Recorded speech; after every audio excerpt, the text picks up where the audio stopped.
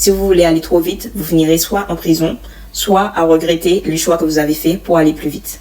Par contre, il faudrait peut-être réfléchir qu'au final, les personnes que vous enrichissez réellement, ce sont les personnes qui ont produit les réseaux sociaux, pas vous en fait.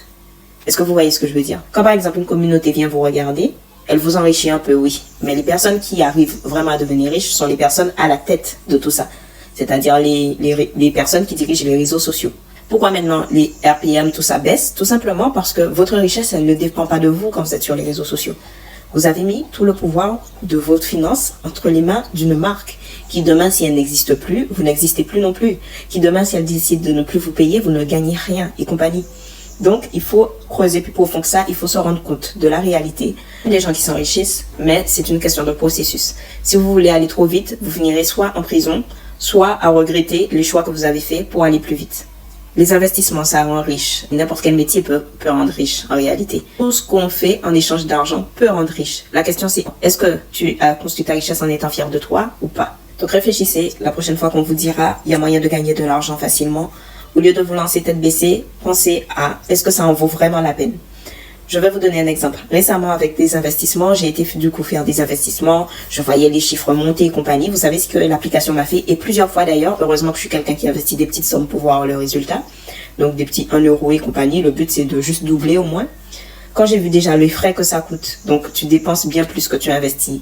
Enfin, tu dépenses près de la moitié de ce que tu investis dans les frais, pour commencer. Donc tu enrichis la plateforme sur laquelle tu as investi.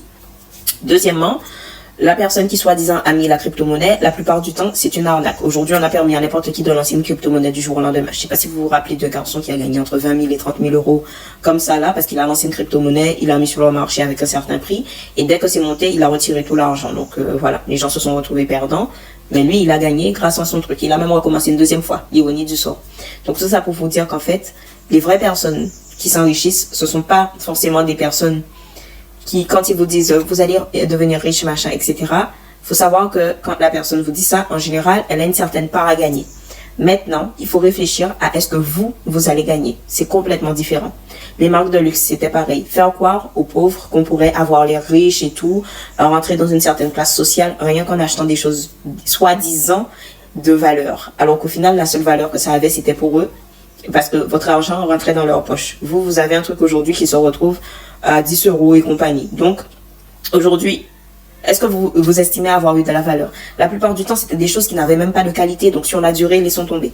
Il faut réfléchir à tout ça. Quand vous venez pour acheter quelque chose, il faut vous dire, est-ce que ça en vaut vraiment la peine? Est-ce que c'est moi que j'enrichis ou est-ce que c'est la personne que j'enrichis? Est-ce que ça va m'apprendre quelque chose? Est-ce que ça va m'apporter quelque chose? Il faut y penser.